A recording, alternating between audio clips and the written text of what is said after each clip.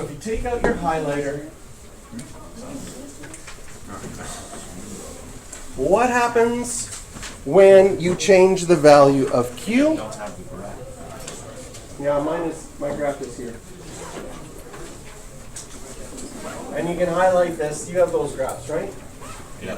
The +2 moves it up 2. A -3 here would move it down 3.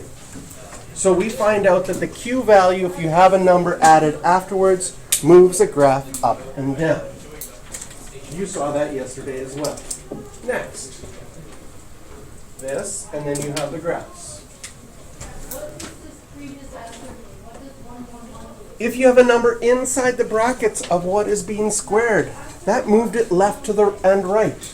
And it always was opposite of what you see. You see the -2, your brain would probably think 2 to the left, but it's actually 2 to the right.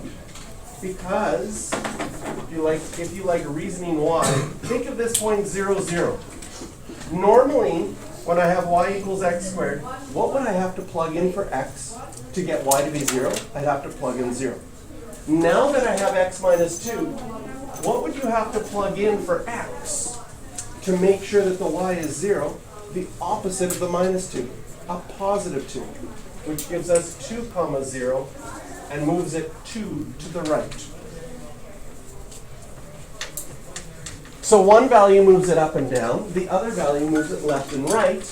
And if we think about this key point, which is 0, 0, we can use that to find our vertex.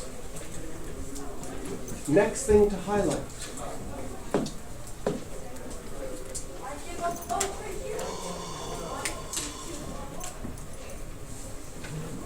The A value. So, if the A value is bigger than 1, it gets, we call, and we'll use this language a lot in grade 12, it gets stretched vertically. A lot of times in grade 11, people just describe, well, now my parabola is narrower. When you stretch it vertically, it makes it narrower than it was before. And in the second one, if that A value is between 0 and 1, this is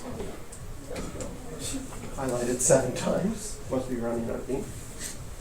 If it is less than 1, in grade 12 we're going to use this a lot, it's compressed vertically. A lot of times in grade 11, we'll just say that parabola got wider.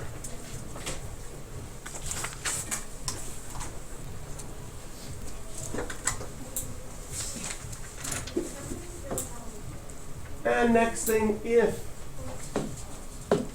you have a negative, then it is flipped down. So we will talk about this graph, and we'll say it opens up, and this graph we're going to say it opens down.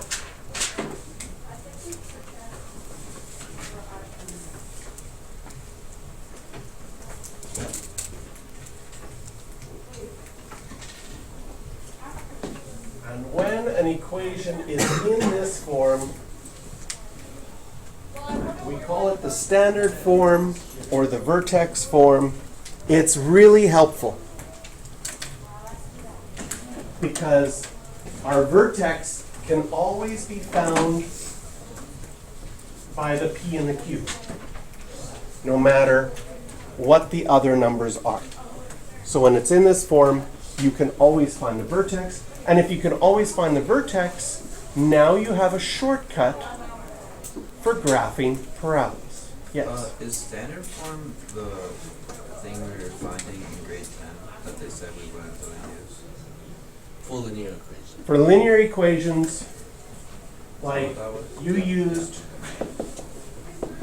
y equals mx plus b, slope-intercept form. You also had a point-slope form.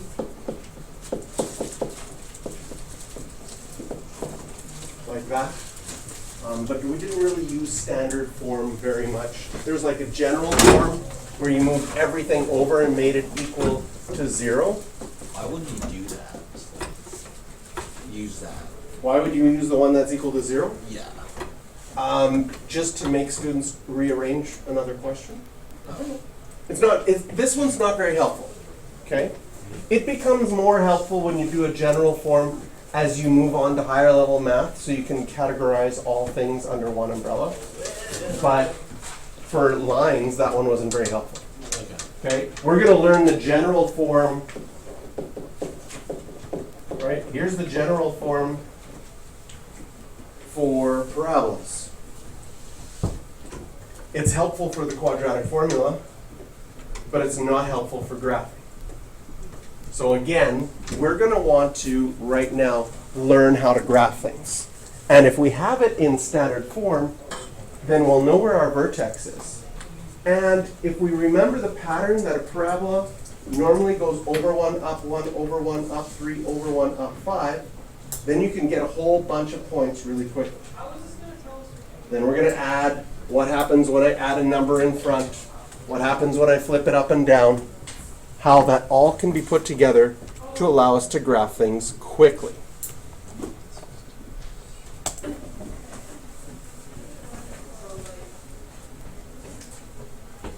So we want to determine an equation of this graph. And right now, we have the standard form looks like this. To determine the equation of this graph, you need to put in a value for A, for P, and for Q.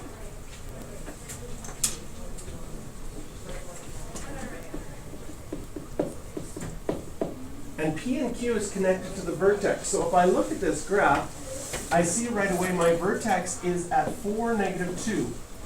So I now know, I'm so much closer, I know that P is 4 and Q is -2. What don't I know? I don't know the A value. So to find A, I'm going to show you the proper way, and then I'm going to show you a shortcut. Okay? And I want you to probably, the proper way is pretty important. What do P and Q stand for? They use P and Q for the vertex in half the textbooks. The other half of the textbooks use H and K. They are arbitrary, just choosing letters. Okay. They can't use B and C because the general form, if I write out like the general form that I talked about before, has B and C, and the quadratic formula has B and C. So they're like, we've already used up those letters. So then the question is, well, why didn't they use the next two letters, D and E? Seems reasonable, except in grade 12 math, E is no longer a letter. In grade 12 math, E is now a number. It's on your calculator. It's 2.71828, 2.828, and it goes on forever, like pi. So we don't want to use the next two letters, so then like, well, then D is kind of awkward. And F is already used for functions so much. And G is used often for functions. So then they were like, well, let's use H. And I and J are used in vectors, so maybe we'll use H and K. But then somebody else is like, but H and K are so far apart, maybe we should just use P and Q then, because they're closer. I think that's the logic. So it was a good question that has no real reason why it's P and Q, other than somebody probably wanted two letters in a row, and a whole bunch of letters before that were all used up. That's my guess. Okay?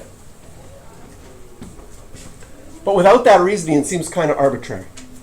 And it is. Now, to find A, you might want to...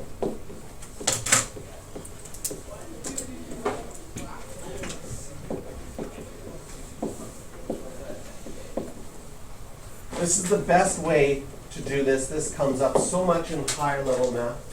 If you have an equation on a graph that you don't know something, you can always find that value by plugging in another point. For example, I know 2, comma, that's -14. Another point you know. What does that mean? That means, well, if I know this point, when y is -14, x has to be 2. And if I plug that in, I now make an equation with it where the only thing I don't know is A. And now it's just a, I can add 2 to both sides, get negative 12 equals, 2 minus 4 is negative 2 squared, it'll be 4. Divide both sides by 4, and I find out that A is equal to negative 3. And now that I found A, no problem. And now that I found A,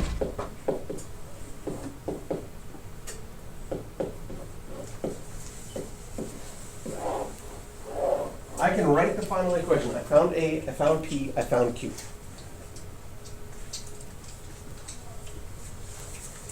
Sometimes you can use a shortcut. And the shortcut would look like this. This is actually a great example where the shortcut isn't great. Okay? If you go over 1, how much do we go down on this one to get back to the graph? 1.5 of it. Close. 1.5 is a very good if everything's going by 1s. Look at the scale. Oh. We went over 1, and since the scale is going down by 2s, 1.5 is actually down 3. But then we're hoping, because we're just like, is it perfectly a half? What if it was down 2.9? So the shortcut says if you go over 1, up 1, the A value is 1.